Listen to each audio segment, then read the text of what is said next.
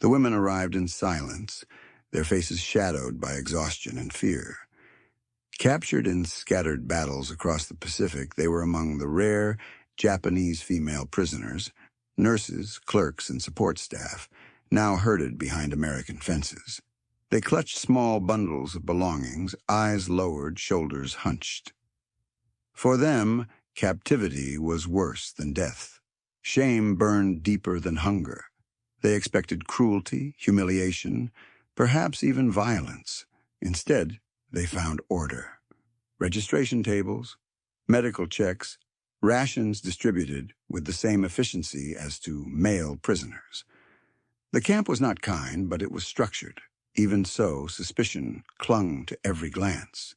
The American guards, most barely older than the women themselves, were stern but curious.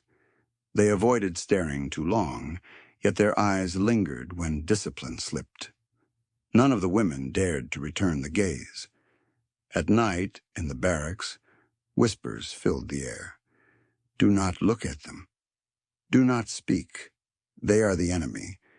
But beneath the warnings, another truth stirred. Every woman could feel the weight of eyes, watching them not as enemies, but as women. One nurse recorded in her secret diary, "They do not treat us as beasts. They give food, water, blankets, but their silence is heavy. Their eyes hold something more than duty. I fear it." The silence between captors and captives became a language of its own. Commands were short, efficient, glances fleeting, stolen. No words beyond necessity were spoken.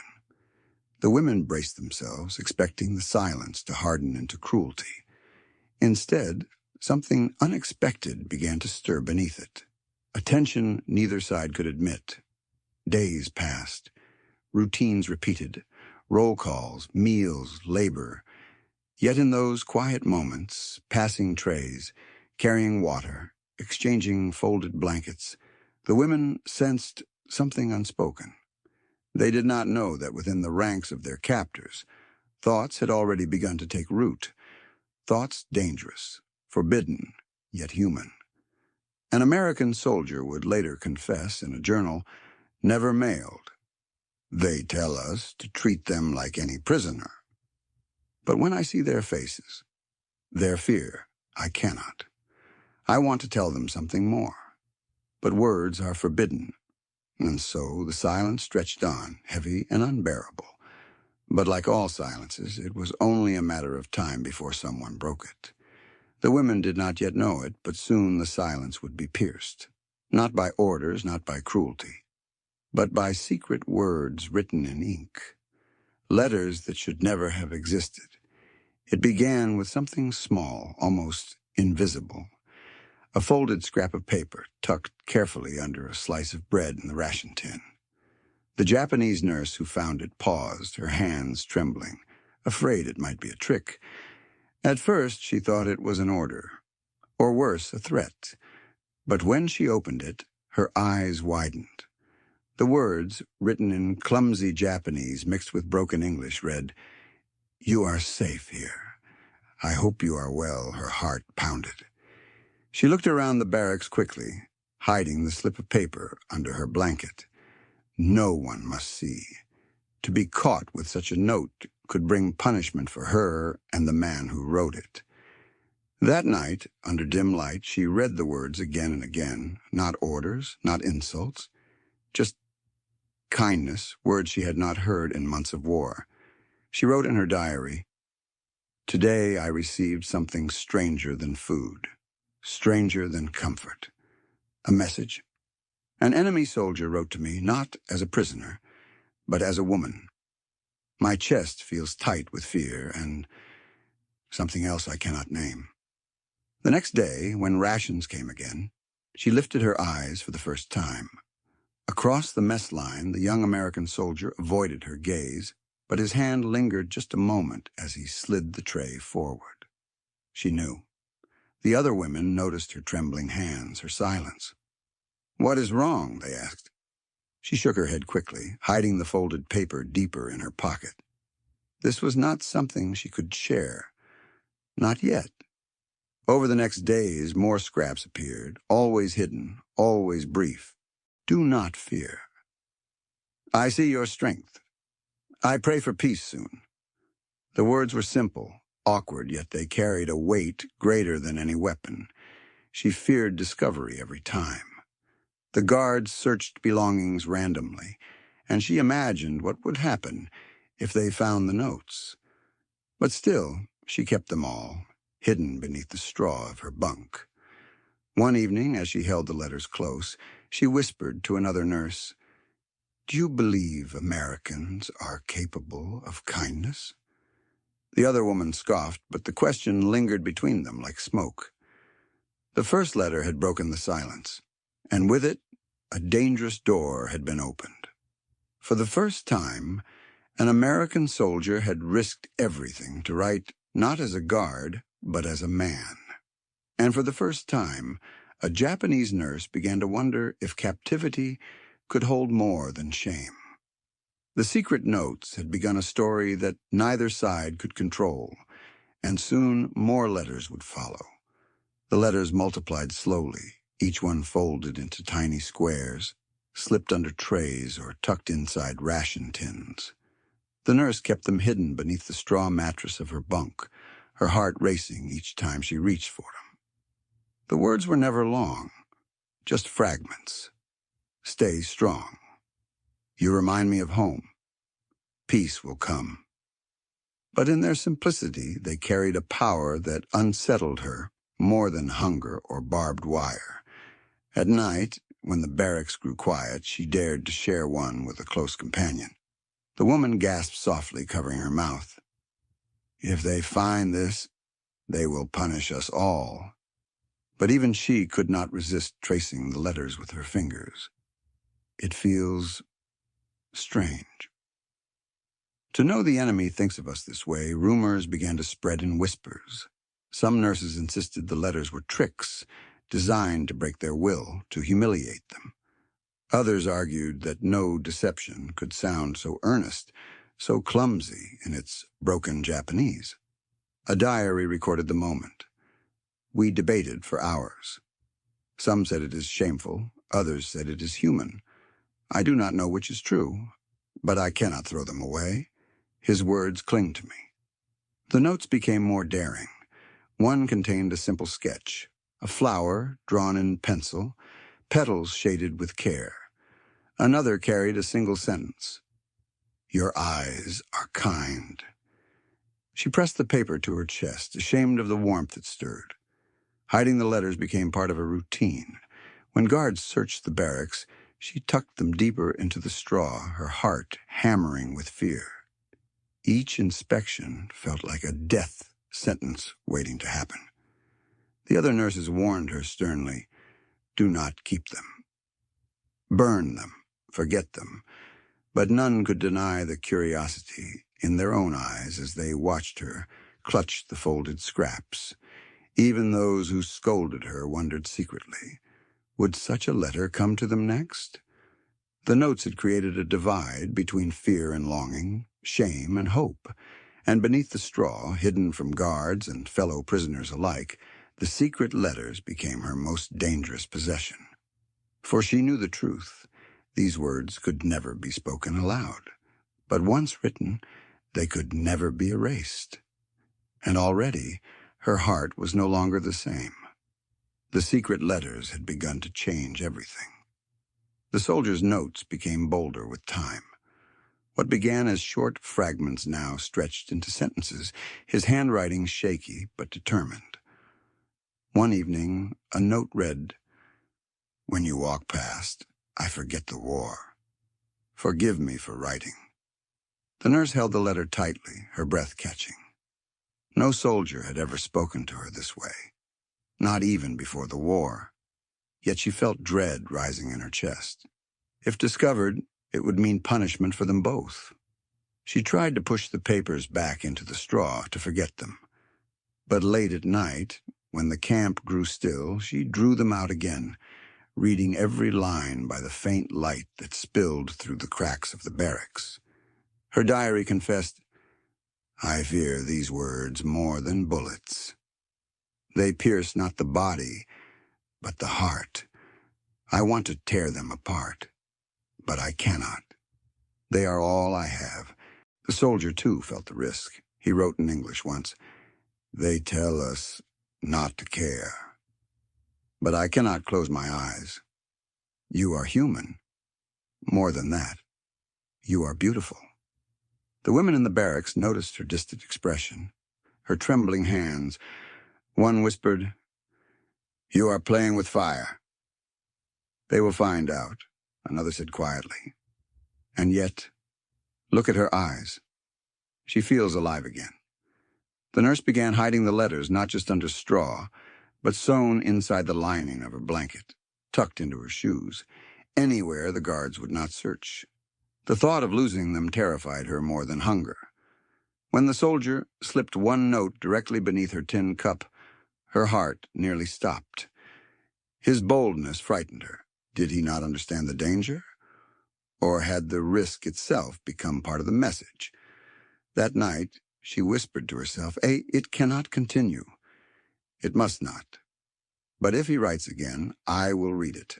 I cannot stop myself." The other nurses grew divided. Some urged her to burn the letters. Others admitted secretly that they envied her. One even asked in a hushed tone, "If he writes again, will you let me see it?" The camp routine continued unchanged. Roll calls, work, silence. Yet beneath it all, the hidden words grew heavier. The soldier risked his career. She risked shame and punishment. Both risked everything for letters that should never have existed. The risk had grown too great, and yet neither of them stopped. Because within the barbed wire, in a world ruled by orders and silence, those secret words were the only taste of freedom they had left. And soon, the risk itself would become the very reason the letters mattered most. The notes no longer belonged to just one woman. Word had spread quietly among the barracks. A few of the nurses now knew. Letters were being written, smuggled, hidden in places the guards never thought to look. At night, when the lamps dimmed, 2 or 3 women huddled together under a blanket.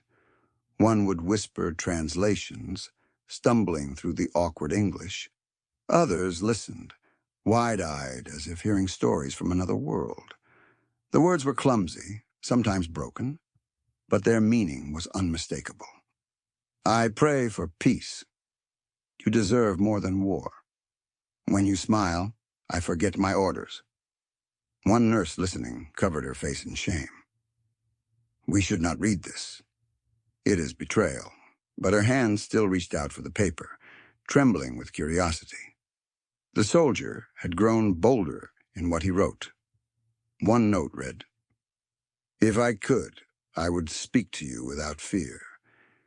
You are not my enemy. You are the reason I believe the world can heal." The women argued in whispers. Some warned that such words were traps meant to soften their will. Others admitted that no officer, no general had ever spoken to them with such tenderness. A diary captured the moment. "His words are dangerous. They make us forget who we are, who we were told to be. Yet they remind us, too, that we are alive, that we are more than prisoners." The notes began to cross the fence in other ways, slipped through cracks in wooden walls, hidden in laundry baskets, tucked beneath folded blankets returned from the wash. Each time, the women's hearts pounded at the risk. The soldier no longer signed his name, but the handwriting gave him away. She knew which man it was, even if she never spoke to him. His letters carried not just words, but pieces of his heart. The other nurses began to ask her quietly, "Does he write again? What does he say now?" Envy mixed with fear, longing mixed with shame. The barracks itself became divided between silence and secret hope. The war outside the fence raged on, but inside, another war was being fought. A battle between discipline and desire, fear and forbidden comfort. And though no one dared to admit it aloud, the women were no longer only prisoners. Through the secret letters, they had become something more, recipients of forbidden affection that even the fences could not contain. The words had crossed the fence, and once they did, there was no turning back. What had begun as scraps of paper was becoming something neither side could control. By now, the letters had become more than forbidden words. For the nurses, they were lifelines. Each scrap of paper carried a spark of warmth into a world of fences and silence. The soldiers' words grew braver. I know I should not write, but I cannot stop. When I see you, I feel the war fall away. Forgive me. The nurse read these lines with trembling hands. She felt shame, fear, and something else she could no longer deny. Longing. She pressed the letter to her chest as though it could steady her heartbeat. At night, she reread them again and again, each time more carefully, tracing the letters with her finger as if memorizing the shape of his thoughts. The other women leaned closer, whispering in awe, "It is dangerous, but beautiful." One diary revealed the effect. The letters have changed the air in the barracks. We wait for them more than food. We hide them as though they are treasures. Each word is a reminder that we are not invisible. The soldier began to reveal pieces of himself. He wrote of his home, a farm far away, his mother's cooking, his sister's laughter. He wrote of music he missed, of nights staring at the sky, wondering if peace would ever come. The nurses read his words in silence, imagining the world he described, a world far removed from the jungle marches and battlefield chaos that had brought them here. For a moment, through his words, they escaped.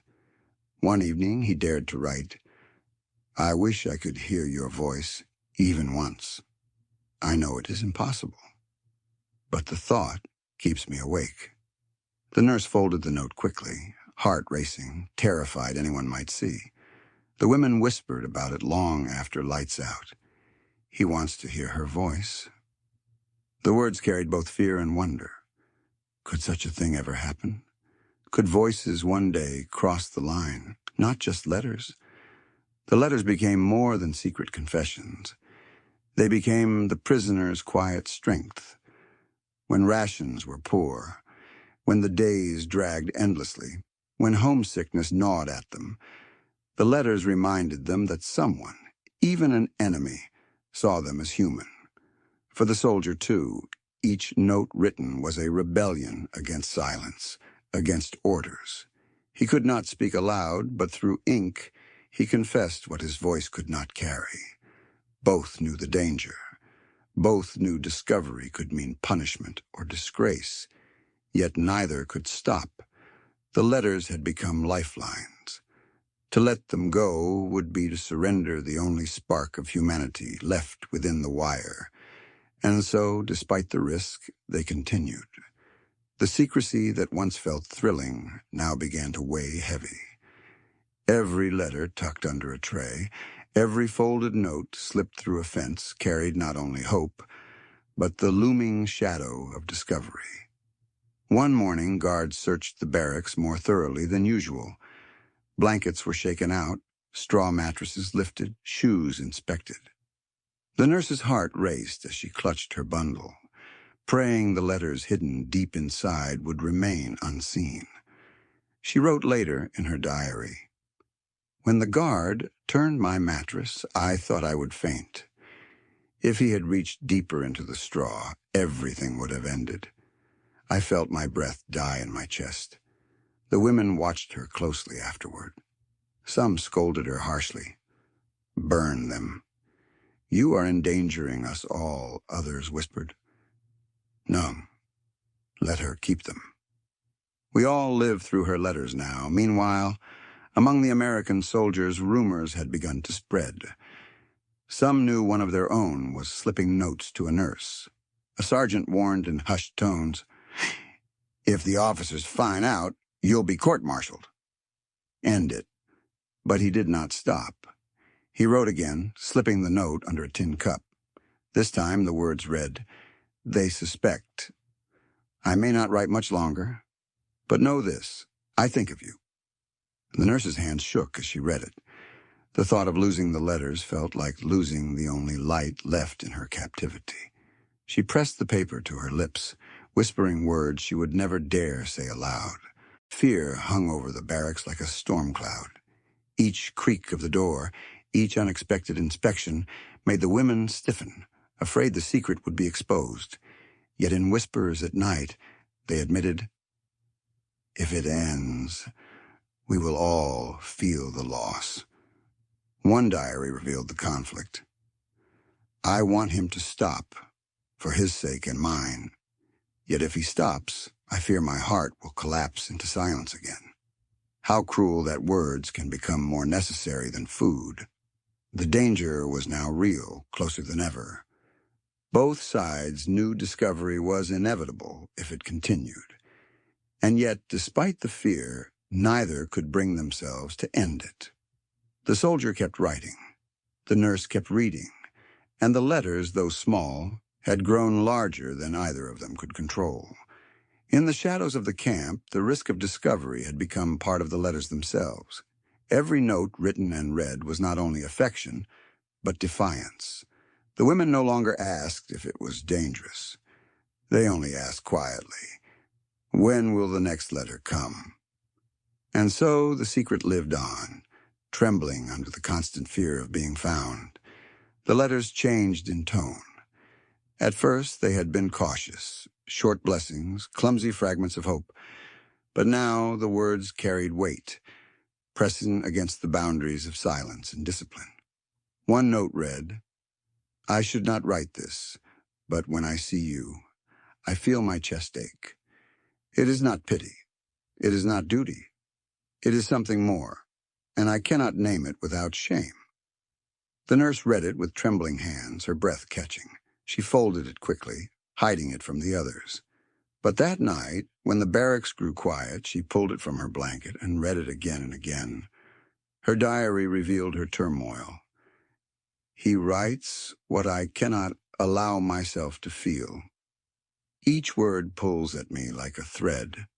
If I keep reading, I fear I will unravel." Another letter followed days later, slipped under folded laundry.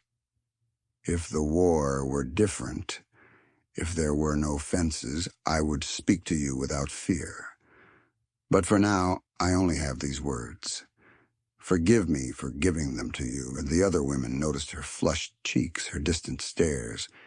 Some mocked gently, whispering, "She waits for his notes more than for bread." Others turned away, afraid of the feelings stirring inside themselves. One nurse confessed to her bunkmate, "When I see her clutching those scraps, I envy her. Not the danger, but the reminder that she is still desired, that she is still seen." The soldier's words grew more daring still. "I cannot say love. It would be madness, but I feel something close to it, even here, even now." The nurse pressed the paper to her lips, ashamed of the tears that welled in her eyes. In her heart, she wanted to throw it away. Yet her hands refused to let go. The women whispered among themselves at night, "He has confessed feelings. What will she do now?" Fear mixed with fascination. For in the darkest corners of captivity, even forbidden longing felt like life returning. A diary recorded the moment. "I am torn between pride and hunger of the heart. Pride says to destroy these words. But my heart clings to them as though they are air itself." The letters of longing had crossed the threshold. No longer just kindness, no longer just comfort. They were confessions. And in a world where silence ruled, confessions were more dangerous than chains. Yet neither soldier nor nurse could turn back. The longing had been written, and once written, it could never be undone. The day it came, she knew it was different. The folded paper was thicker, the handwriting hurried, almost desperate. She hid it under her blanket until night, when the barracks fell silent. Her hands shook as she opened it. The first line struck her like a blow. "This will be my last letter." Her breath caught. She read on quickly, afraid her eyes might blur the words. The soldier confessed what he had held back for weeks. "I am watched now. They suspect. If they catch me, I will be ruined. But I cannot leave without telling you this. You gave me hope in a place I thought none could exist." She pressed her hand to her mouth, tears threatening. The words continued. "I do not know your fate. You do not know mine. But when I return home, I will remember you. Not as an enemy, not as a prisoner, as a woman who reminded me of life beyond war." The letter was longer than any before. He wrote of his fear, of his family, of nights staring at the same moon and wondering if she saw it too. And at the end, one final line, "If the world were different, I would have called it love." Her diary captured her breaking heart. The last letter was heavier than all the others combined. In it, he gave me both a gift and a wound, a farewell I had not wanted, and words I had secretly longed to hear. The other nurses listened in silence as she read it aloud to them later that night. None mocked her now. None warned her to burn it. They only sat in stillness, their eyes lowered, as if mourning something they had never possessed themselves. For in those words, they too felt the ache of what could never be. Not just love forbidden by fences, but humanity denied by war. She folded the letter carefully, tucking it beneath her blanket as though it were a living thing. She knew there would be no more, and that truth cut deeper than hunger or shame. Yet the last letter carried with it something unexpected. Not despair, but a kind of fragile strength, proof that even in captivity, in silence, in forbidden longing, two hearts had found each other, if only for a moment. The nurse whispered to herself as she drifted into uneasy sleep, "If it is the last, then let it be enough." And in the darkness, she clutched the folded paper to her chest, as though holding on to the last ember of a fire that once flickered, bright and forbidden, within the wire. The letters had ended, but their memory would burn long after the ink had faded. For the last letter was not an ending. It was a confession written against time itself. Months later, the war ended. Orders came suddenly, repatriation. The women were gathered, their names checked, their belongings returned in bundles. The camp gates opened, and trucks carried them toward ships bound for home. The nurse held her blanket tightly, her heart pounding. Hidden within its seams was the last letter, folded carefully, worn from countless readings. She had risked everything to keep it, and now she would carry it home. The Americans stood in silence as the women were loaded onto trucks. No words were spoken, no smiles exchanged. But in the soldier's eyes, the one who had written, she saw a flicker of recognition, a farewell unspoken. Her diary would later capture that moment. "I looked once, only once." His face was steady, but his eyes told me what the letters could no longer say. I turned away, for to look longer would have broken me. Back in Japan, the women were received not with honor, but with silence. Captivity was considered shame. They returned to families who did not ask questions, who turned their eyes away from their years behind fences. But at night, alone, the nurse unfolded the fragile scraps of paper, now creased and fading. She read them again, tracing the handwriting with her fingers, her lips moving silently over the English words. She never spoke of them to her family, never admitted that in captivity she had received not cruelty but kindness, not hatred, but secret words that touched her heart more deeply than she dared confess. Some of the other nurses burned their letters, fearing discovery, fearing shame. But she could not. She wrapped them in cloth, hiding them in a wooden box, a secret only she carried into old age. Decades later, she admitted in a rare conversation, "They told us the Americans were monsters, but one man wrote to me. He wrote as if I were human, as if I were more than a prisoner. I never forgot historians would never find those letters. They were too fragile, too personal, hidden away by a woman who could not bring herself to share them with the world. But their truth survived in memory. For her, the greatest shock of captivity was not the fences, not the hunger, not the shame. It was the discovery that in the darkest of places, an enemy could write words that felt like love. And though the war ended, the memory did not. Each letter remained etched into her heart, a reminder that even across the deepest divides of hatred and war, humanity could not be silenced. She carried the secret all her life, that behind the barbed wire, in silence and in fear, she had once received letters that made her feel seen, cherished, and alive. The ink faded, but the memory never did.